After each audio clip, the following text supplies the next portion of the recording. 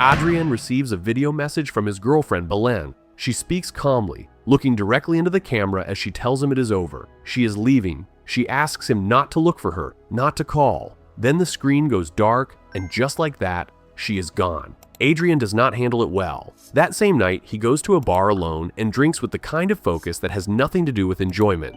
He sits there with a heaviness on his face that every person in the room can read instantly. One of the waitresses, Fabiana, notices him from across the room. She tells the bar manager she does not like seeing a man look that sad. The manager shrugs and says a sad man is usually a guilty one. Fabiana is not so sure about that.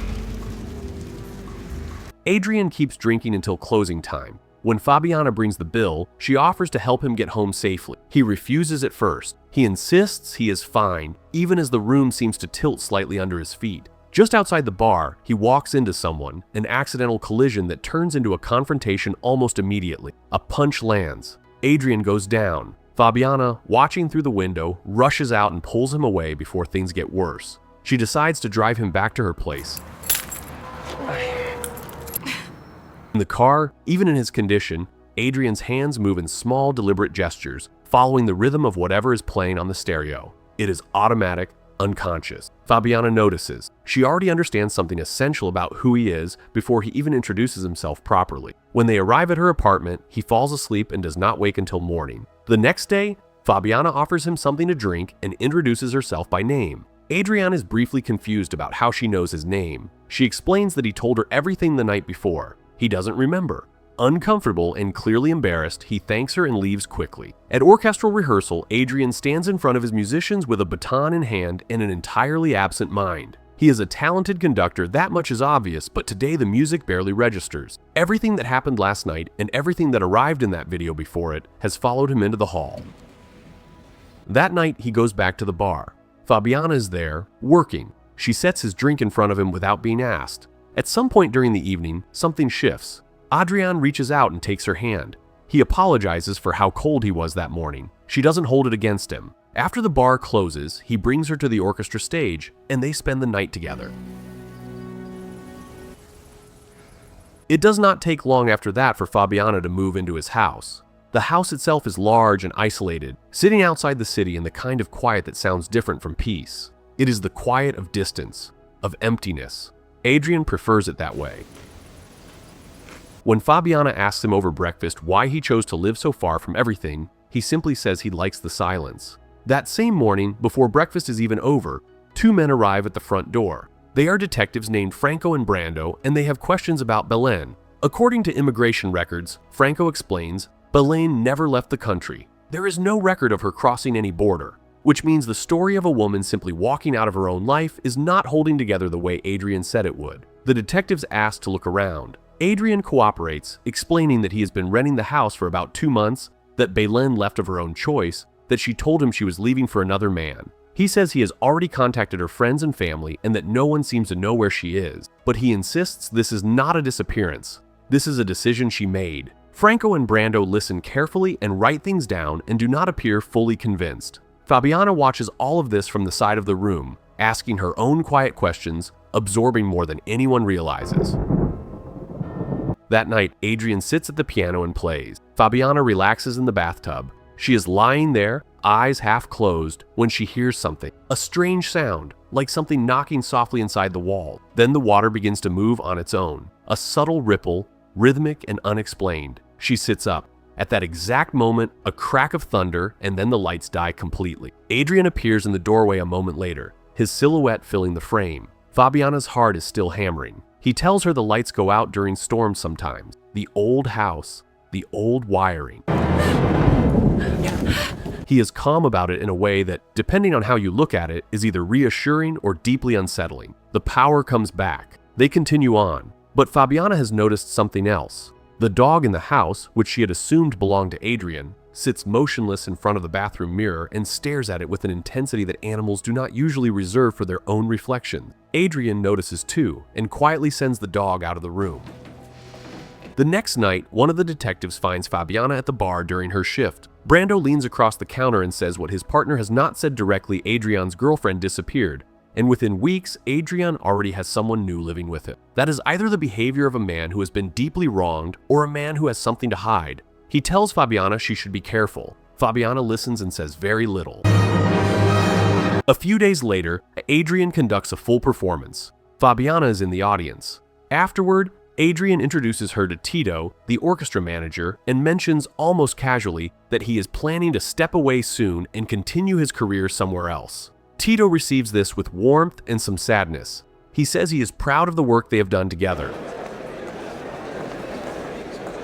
But the house keeps making noise. The following morning, while Fabiana showers, the water turns scalding without warning. It burns her shoulder before she can get out of the way. She stands at the sink afterward, drying her hair, and she hears it again, that same low knocking from inside the walls. She's spending more time alone in the house now, and the longer she stays in it, the more it seems to breathe around her. One evening, while waiting for Adrian to come home, she wanders around and finds something on the floor, a necklace with a small key attached. She picks it up and turns it over in her hands. Before she can decide what to do with it, the lights go out again. She hears a sound from the direction of the living room, near the piano, and then the dog materializes out of the darkness directly in front of her. She recoils, loses her footing, and falls hard. When Adrian arrives and finds her, she is shaken in a way that goes beyond the fall itself. She brings him to the bathroom and makes him stand there and listen. This time, he hears it too. The sound from inside the walls, low and rhythmic and persistent. He tells her it is the wind moving through the plumbing. Old houses make old sounds. There is a reasonable explanation for everything. Fabiana is not convinced, but she does not push. Not yet. The next morning, Adrian receives a call from the detectives. A body has been found, a young woman, badly burned. Her face is nearly unrecognizable. Adrian drives to the morgue alone and views the remains. Franco waits beside him as he looks at the body carefully and then confirms. It is not Belén. When he returns home, he finds Fabiana in the bathroom, standing in front of the mirror, books scattered around her. She says she was just looking for something. Adrian tells her about the body. He tells her it wasn't Belén, and then he says that she, Fabiana, is the only person left in his life now. The words are meant to comfort. What they actually do is make the weight of this situation land in a new way. Then the film does something unexpected. It stops, and it goes back. The events we have been watching suddenly reframe entirely, because the film has been telling only part of the story. The other part belongs to Belén, and it begins some time ago, before any of this started. When Adrian received an offer from Tito to work as a conductor in Bogotá for a year, he invited Belén to come with him. She agreed. She sat in the audience at one of his early performances and afterward went looking for him backstage. Tito guided her through the hall. When she found Adrian, he was alone in a room with a violinist named Veronica, and something about the scene, the proximity, the ease between them unsettled her immediately. She said nothing and left with Adrian, but the feeling did not leave with them. Not long after, Belén found the house a large, isolated property outside the city. She rented it from a woman named Emma, older, German, composed. Before Emma departed for Germany, she left the dog in Belén's care, explaining that she knew Belén liked animals. Belén settled into her days working as a shoe designer, and life moved forward with a surface appearance of normalcy. But Veronica did not disappear from the picture. Belén went to the orchestra stage one afternoon to find Adrian, and once again, he was alone with the violinist. She left again. She said nothing again, but this time the silence cost her something.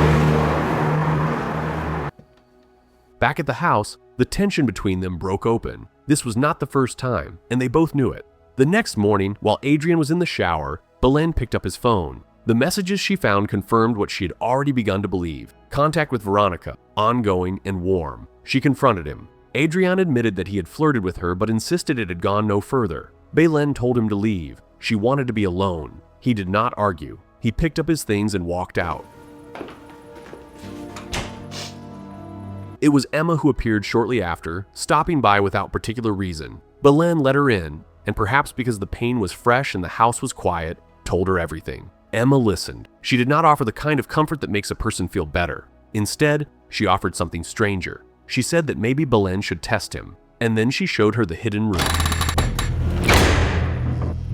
Behind the wardrobe in the bedroom, concealed entirely from view, was a sealed chamber. Emma explained that her husband had built it during the war. He had been connected to the Nazi regime, and when that regime collapsed, he fled to South America and built himself a place to hide if he ever needed to disappear. The room was completely soundproof. It had its own power source and speakers that fed sound in from outside the room, allowing anyone inside to hear everything happening in the house. And the wall, facing the bedroom and bathroom, was fitted with a one-way mirror. A person inside the room could see and hear everything on the other side. No one on the other side would see anything but their own reflection. Emma left. Belén stood alone in the house with this knowledge. And then she made her decision. She recorded the goodbye video. She packed her things and carried them into the hidden room, intending to wait to watch Adrián suffer for a few days, to see what he was really made of when he thought she was gone. She planned to end it after a short while. Come out, confront him with what she had seen. But as she stepped inside, the dog began barking. Adrián was arriving. In the rush, Belén lost her grip on the key. It fell outside the room. The heavy door swung shut behind her, and when she reached for the lock, there was nothing to reach for. She was inside. The key was outside. The room was sealed. Through the one-way mirror, she watched Adrián find the video. She watched him sit down and press play and go still. She watched him try to call her immediately after no signal reaches inside the room. He searched the house. He even came back with flowers, as if he had already decided to apologize. And then the flowers hit the floor. Frustration collapsed into anger. He was done. It had happened too quickly. Belén screamed. The room swallowed it completely. She tried everything. She pressed her palms to the glass. She pounded the walls. Nothing. The next day, Adrián sat with the detectives and showed them the video. Tito was there too. Franco asked if anything unusual had happened before Belén left. Adrián said no. Tito gently mentioned the argument. Adrián did not deny it, but shut the conversation down. What mattered now, he said, was finding her. Nobody in that room had any idea she was already home.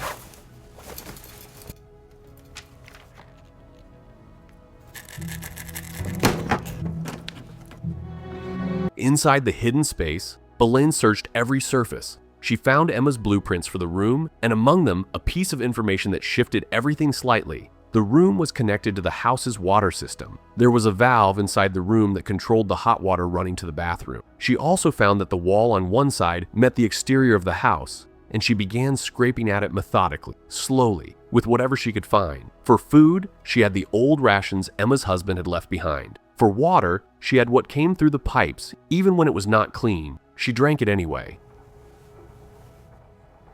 Nights passed. Adrián watched her goodbye video again, alone. He said aloud that he hoped she was okay. From behind the glass, Belén heard this and felt something that was not comfort. It sounded too much like acceptance.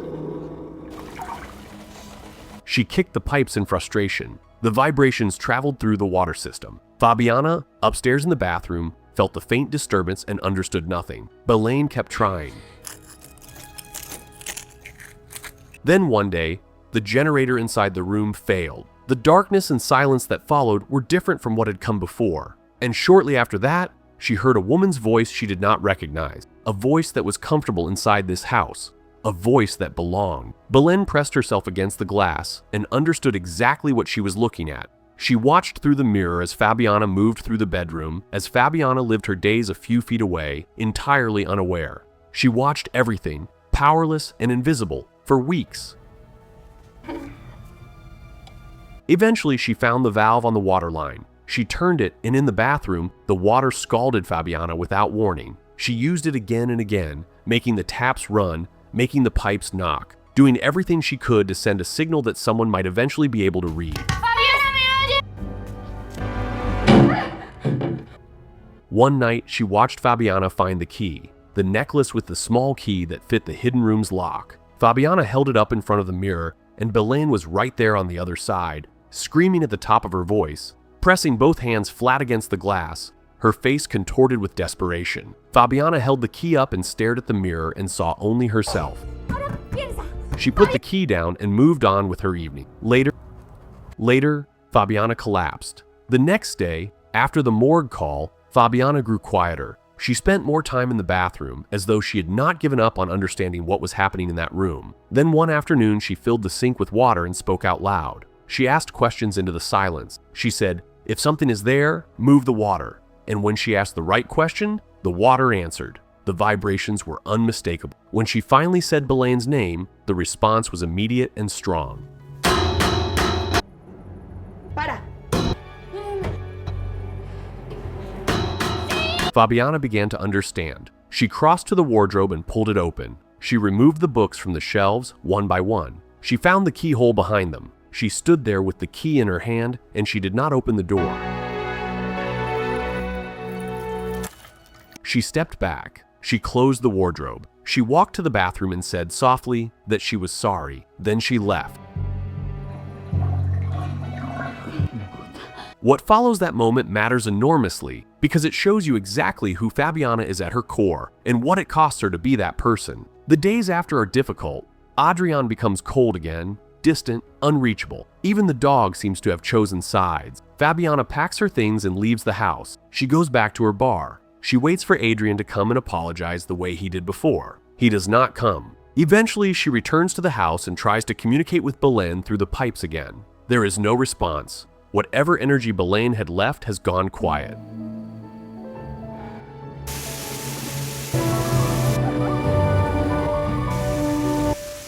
Fabiana sits alone in the bedroom that night, the house pressing its silence down around her. Then Adrián comes home. They talk. Something between them resets. Briefly, things return to a version of normal, but it is the detective Brando who finally changes the calculation. He leaves an envelope for Fabiana, and when she opens it, she finds photographs. Adrián with Veronica. The evidence, clear and documented, of exactly the man he has always been. Separately, Adrián goes to rehearsal and ends things with Veronica himself.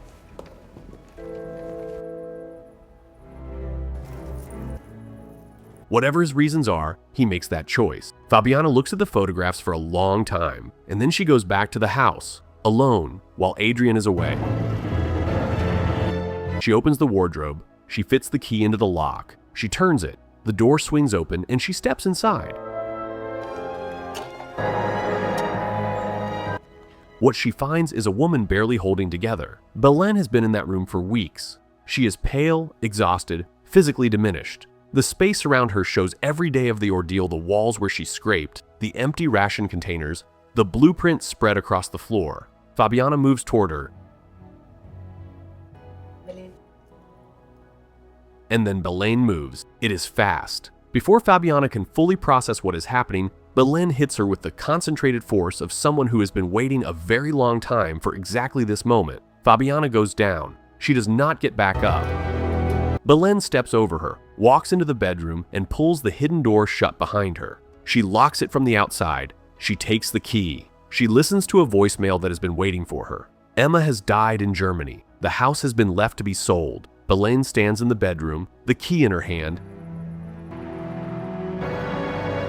Not long after, Adrián comes home. The dog meets him at the door and leads him to the bedroom. He finds the key. He finds the photo. He stands there in the quiet of the house, and the quiet is different now, heavier, and he does not yet know why. The film ends on Belén, sitting alone somewhere far away, in open air, at peace. She is free. She made it out. Inside the hidden room, behind the one-way mirror, Fabiana stands and watches the empty bedroom through the glass. She is the only one who can see through it now. No one on the other side can see her. No one knows she is there. The door is sealed and the key is gone. She stares out at a room that has forgotten her, and the mirror gives nothing back.